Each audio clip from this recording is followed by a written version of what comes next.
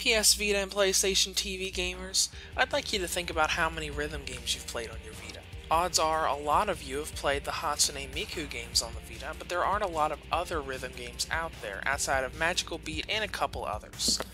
There are, however, a few upcoming rhythm games, including one that is releasing in 1 week from today.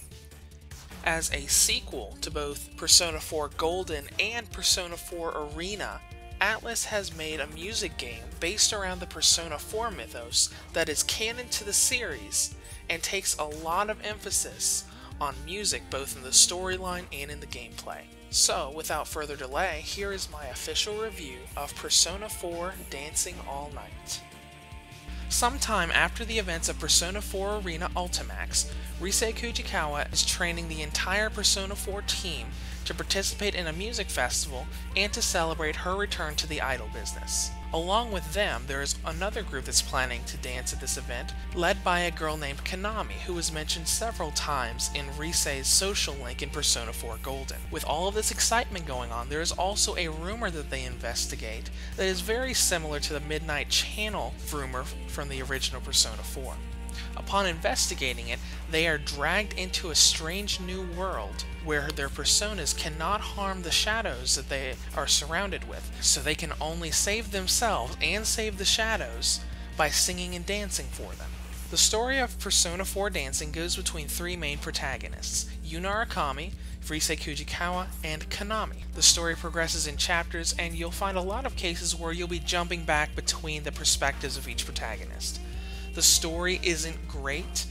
While it is nice to see the whole gang back in action after Persona 4 Golden, the story isn't going to wow you in any aspect aside from the ending. Just like the Hatsune Miku Project Diva games, Persona 4 Dancing All Night is a rhythm and music game.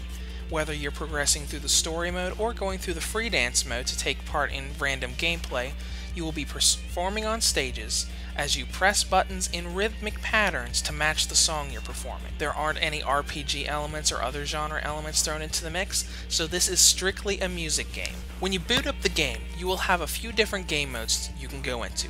You can go into story mode, where you can progress through various chapters to be able to experience the game's story. You have free dancing mode, where you can go in and play each song and unlock all the rest of the songs that are built into the game. You can go into the shop, where you can buy costumes and accessories for your characters. You can go into collection, where you can go in and view various things you've unlocked, from CG artwork, listening to songs, among other things. And you have DLC, where you can access the DLC that you can download from the PlayStation Network in the form of new characters and new music. Story mode plays a lot like BlazBlue story mode or Persona 4 Arena story mode.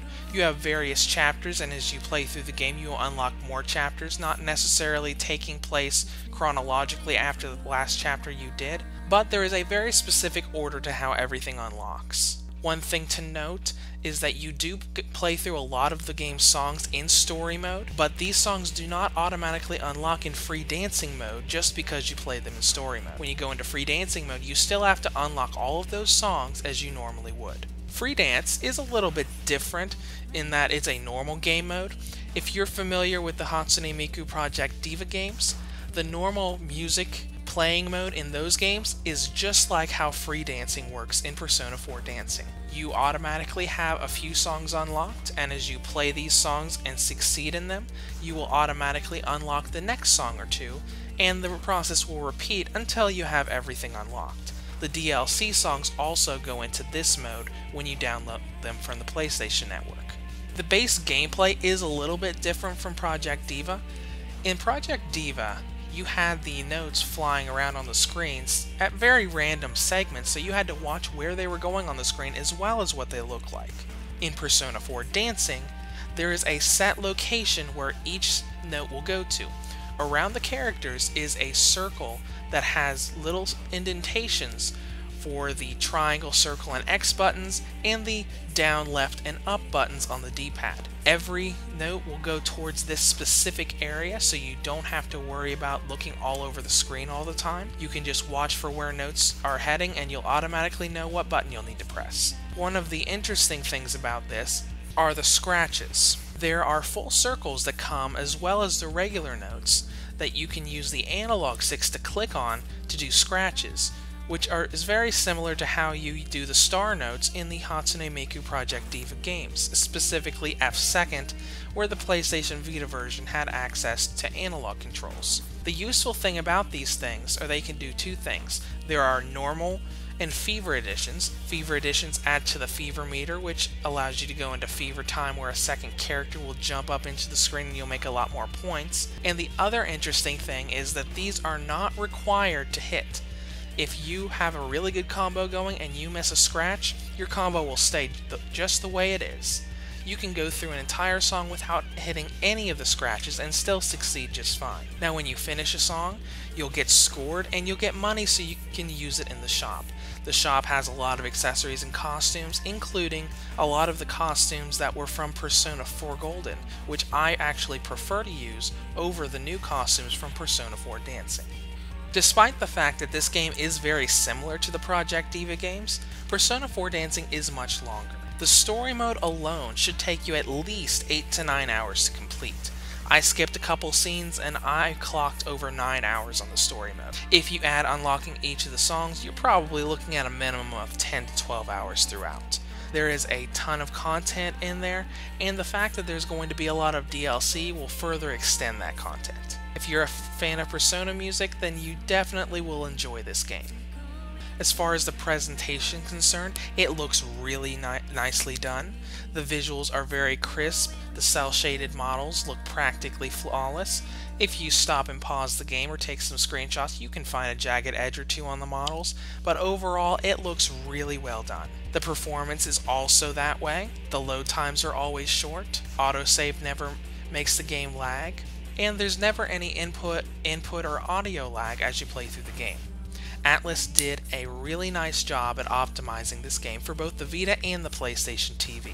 One last thing about the presentation that I think is worth mentioning is the audio. The audio isn't just taken as remixes from Persona 4. There is actually music in here from Persona 4 Golden, Persona 4 Arena, and Persona Q Shadow of the Labyrinth.